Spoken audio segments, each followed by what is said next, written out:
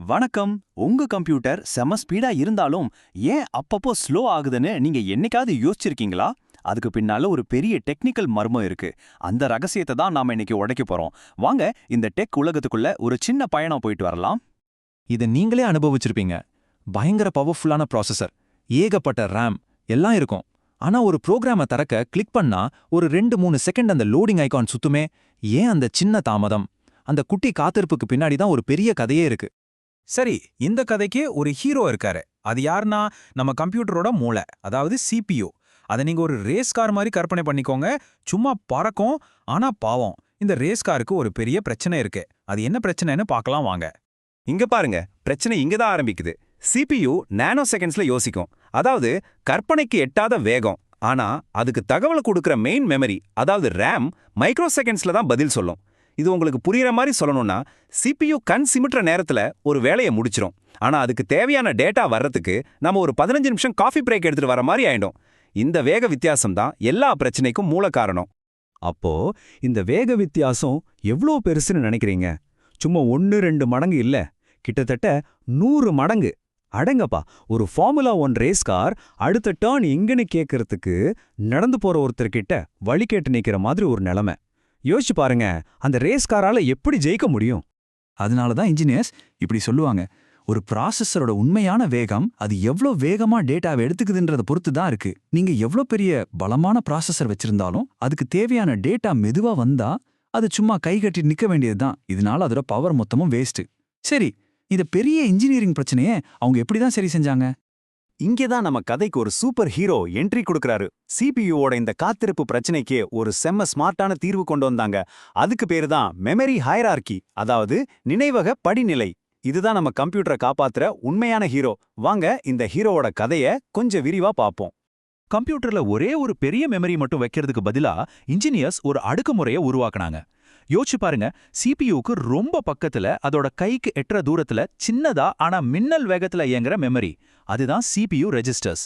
அதுக்கு அடுத்த லெவல்ல கொஞ்சம் பெருசா ஆனா அப்பவும் பயங்கர வேகமா இருக்கிற கேஷ் மெமரி. அதுக்கப்புறம் தான் நாம பொதுவா சொல்ற RAM. அதுவும் வேகம்தான், ஆனா கேஷ் அளவுக்கு இல்ல. கடைசியா ரொம்ப மெதுவா இயங்குற ஆனா ஏகப்பட்ட டேட்டாவை சேமிச்சு வைக்கிற ஹார்ட் டிரைவ். இப்படி வேகத்துக்கு ஏத்த மாதிரி ஒரு படிநிலை. ஆனா இதுல ஒரு சின்ன ட்ரேட் ஆஃப் இருக்கு. அதாவது ஒரு சமரசம் பண்ணிக்கணும். என்னன்னா, வேகம் ஒரு பக்கம், அளவு இன்னொரு பக்கம். ரெண்டுமே ஒரே இடத்துல கிடைக்காது. ரொம்ப வேகமான மெமரி அளவுல ரொம்ப சின்னதா இருக்கும், விலையும் பயங்கரமா இருக்கும். அதே சமயம் ரொம்ப பெரிய ஸ்டோரேஜ் ரொம்ப மெதுவா இருக்கும். சிம்பிளா சொன்னா, உங்களுக்கு ஸ்பீடு வேணும்னா சைஸை விட்டு கொடுக்கணும், சைஸ் வேணும்னா ஸ்பீடை விட்டு கொடுக்கணும். சரி, இந்த டெக்னிக்கல் விஷயம் கொஞ்சம் குழப்புற மாதிரி இருக்கா? கவலையே படாதீங்க. இதை ரொம்ப ரொம்ப எளிமையா புரிய வைக்க ஒரு சூப்பரான உதாரணம் இருக்கு. ஒரு அறிஞரோட ஆஃபீஸ் எப்படி இருக்குமோ அதை வச்சு இதை புரிஞ்சுக்கலாம். வாங்க அந்த ஆஃபீஸ்க்கு ஒரு விசிட் அடிப்போம். ஓகே, இப்போ இந்த டேபிள பாருங்க. இடது பக்கம் கம்ப்யூட்டர், வலது பக்கம் அந்த அறிஞரோட ஆஃபீஸ். இப்போ ஒப்பிட்டு பார்க்கலாம். கம்ப்யூட்டரோட CPU தான் அந்த அறிஞர், அதாவது வேலை செய்றவர். அவரோட மனசுல அப்போதைக்கு ஓடுற எண்ணங்கள் தான் CPU ரிஜிஸ்டர்ஸ். அவர் வேலை செய்யறதுக்காக அவரோட டெஸ்க் மேல வச்சிருக்கிற பேப்பர்ஸ் தான் கேஷ் மெமரி. அந்த ரூம்ல இருக்கிற புக் ஷெல்ஃப் தான் RAM. கடைசியா அவருக்கு தேவைப்பட்டா மட்டும் போயிட்டு வர்ற அந்த பெரிய யூனிவர்சிட்டி லைப்ரரி தான் நம்ம ஹார்ட் டிரைவ். யோசிச்சு பாருங்க, அந்த அறிஞர் அடிக்கடி பயன்படுத்துற முக்கியமான பேப்பர்ஸை எங்க வச்சிருப்பாரு? கையில உடனே கிடைக்கணும்னு டிஸ்க் மேல தானே வச்சிருப்பாரு. அதே லாஜிக் தான் இங்கேயும்.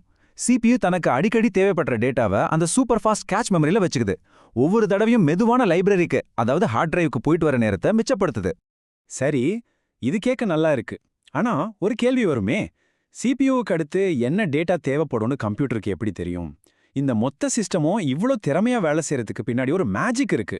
அந்த மேஜிக்கு பேரு தான் பிரின்சிபல் ஆஃப் லோகாலிட்டி, அதாவது இடஞ்சார்ந்த கொள்கை. இந்த கொள்கை என்ன சொல்லுதுன்னா, கம்ப்யூட்டர் ப்ரோக்ராம்கள் ஒரு குறிப்பிட்ட பேட்டர்ன்ல தான் இயங்கும். அது ரேண்டமா இங்கொன்னும் அங்கொன்னுமா டேட்டாவை எடுக்காது. சிம்பிளா சொன்னா, ஒரு ப்ராசஸர் இப்போ ஒரு மெமரி இடத்தை பயன்படுத்துதுன்னா, கொஞ்ச நேரத்திலேயே அதே இடத்தையோ அல்லது அதுக்கு பக்கத்துல இருக்கிற இடத்தையும் திரும்பவும் பயன்படுத்துறதுக்கான வாய்ப்பு ரொம்ப ரொம்ப அதிகம். இந்த ஒரு சின்ன கணிப்பு தான் இந்த முழு சிஸ்டத்தையும் இயக்குது. இந்த பிரின்சிபல் ஆஃப் லோகாலிட்டில 2 வகை இருக்கு. ஒன்னு டெம்போரல் லோகாலிட்டி. அப்படின்னா, நான் இப்போ பயன்படுத்தின விஷயத்த சீக்கிரமே திரும்பவும் பயன்படுத்துவேன்னு சொல்றது. நம்ம அறிஞர் உதாரணத்துல ஒரு முக்கியமான பேராகிராஃபை திருப்பி திருப்பி படிக்கிற மாதிரி. இன்னொன்னு ஸ்பேஷியல் லோகாலிட்டி.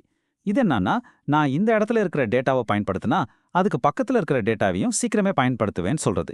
அதாவது ஒரு புத்தகத்துல அடுத்தடுத்த பக்கங்களை படிக்கிற மாதிரி.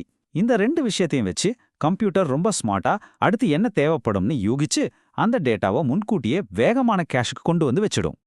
ஓகே, இவ்ளோ டெக்னிக்கலா பேசிட்டோம், இதெல்லாம் சரி. ஆனா இதனால நமக்கு என்ன பயன்?